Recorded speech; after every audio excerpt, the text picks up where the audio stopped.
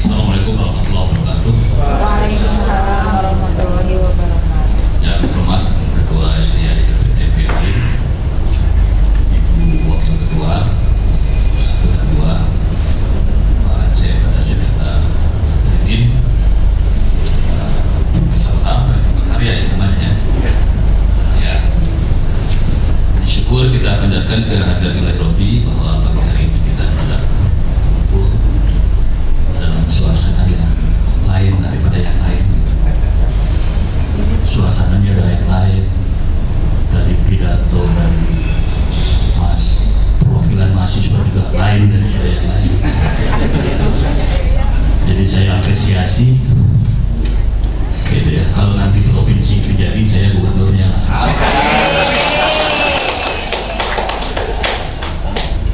Kemudian begitu saya masuk ruangan ini, saya teringat foto ini Pak Ketua.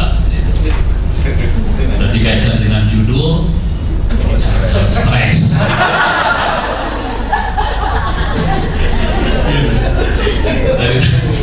Ini kan udah lama stres ya, gitu judulnya. Dan kami ini Pak Ketua, saya, Bu Asti, Bu Arifah, sudah alumni stres. Karena pernah menyusun skripsi, pernah menyusun tesis, pernah menyusun disertasi. Pada saya hampir stres juga, lagi stres. Karena pada saya sudah menyusun disertasi. Baik Bapak Ibu sekalian, tadi saya sangat apresiasi pada mahasiswa angkatan 27. Boleh dikatakan ini angkatan yang luar biasa. Kenapa saya katakan demikian? Ya, saya tahu misalnya kalau perkuliahan ini paling kompak, paling solid, gitu. Jadi mungkin kalau dilihat data absen, gitu ya, di atas 80% kehadiran, gitu. Bahkan yang lebih aktif itu justru mahasiswanya, gitu. Kami yang selalu diingatkan, Pak, kuliah Pak. Kemudian juga ya, saya kira angkatan yang pertama juga mengadakan kegiatan semacam ini. Bahkan itu saya ngobrol dengan Bu Deni itu masih banyak gagasan-gagasan yang perlu kita support, gitu ya. Untuk kegiatan-kegiatan yang akan dilakukan atau yang direncanakan oleh para mahasiswa.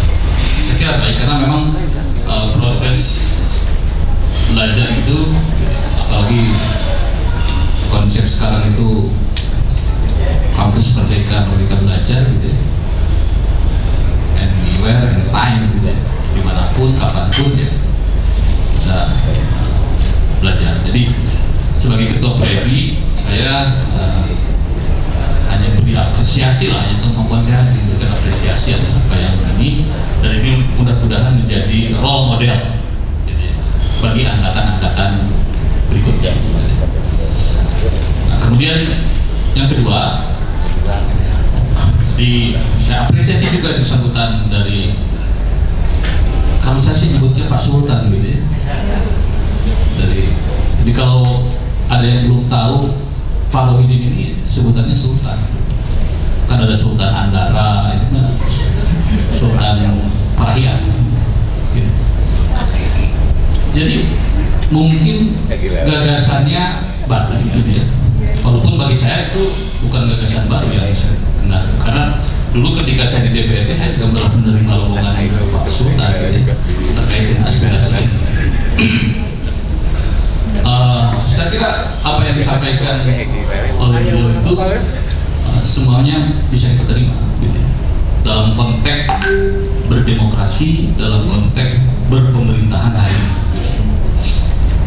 Nah, jadi tinggal bagaimana barangkali itu semua berproses masuk ke dalam alam pikiran para penentu kebijakan negara. Nah, tentu saja untuk itu perlu disupport, perlu didukung dengan berbagai aspek.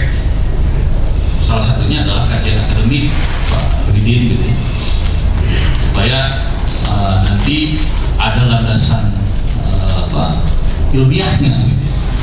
Tadi kalau Pak Udin sudah mencipir segi historis gitu ya, gitu.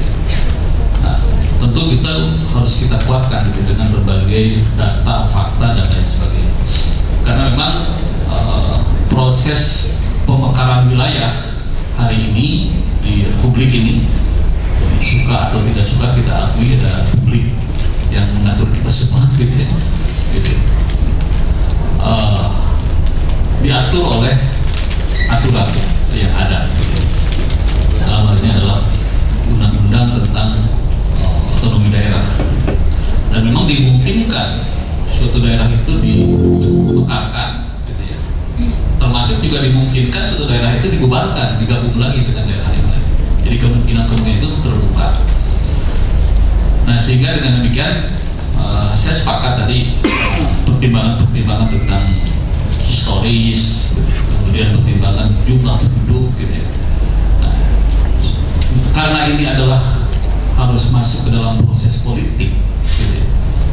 Jadi kalau tadi kenapa sih Papua dimekarkan tahun ini ya 3 pemekaran Papua itu, padahal penduduknya aja gitu, tidak lebih dari kecamatan Indian barangkali.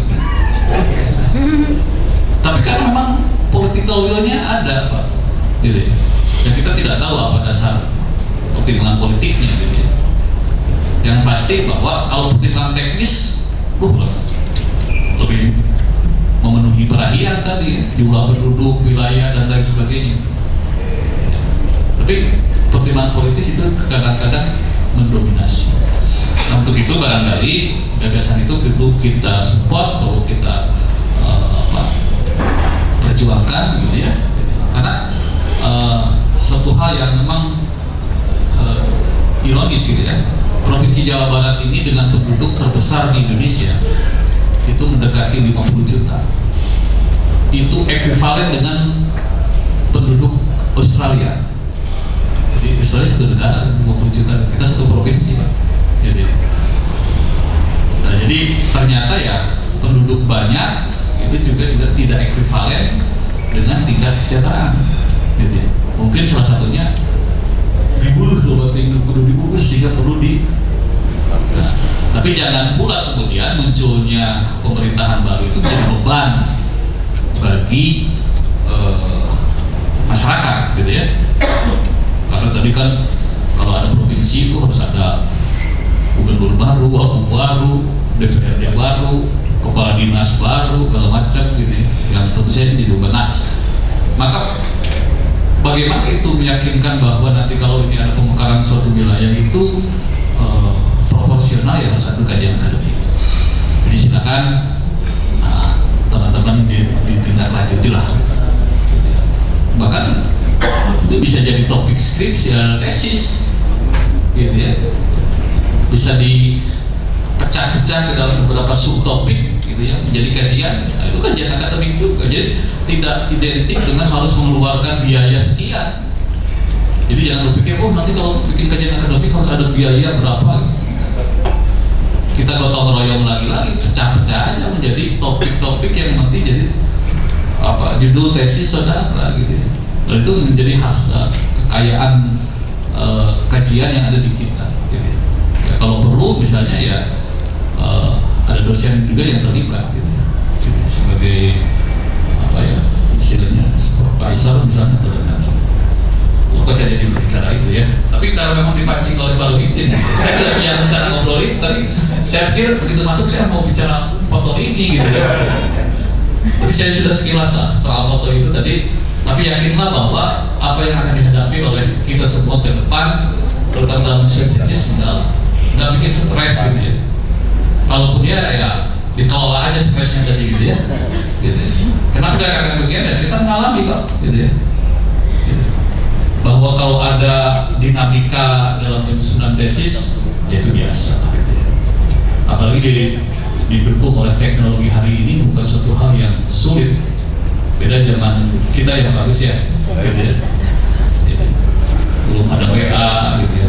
Belum ada AI, gitu ya. Yang cari buku harus ke perpustakaan atau ke toko buku, gitu ya. Pasti ya, Bu Arifah juga sama, gitu ya. Kita ini kan angkatan jadul. Saya kira itu saja, mungkin nanti saya beri porsi yang lebih banyak pada Pak Ketua lah gitu ya. Kalau saya terlalu banyak bicara nanti Pak Ketua habis bicara apa nanti. Sekali lagi selamat untuk mahasiswa angkatan 27, teruskan perjuangan kalian gitu. Kekompakannya terus dipelihara, ditingkatkan gitu ya. Dan juga jangan lupa ajak kami dong ke main-main gitu. Ya. Terima kasih, wabillahi taufiq wal hidayah. Assalamualaikum warahmatullahi wabarakatuh. Waalaikumsalam.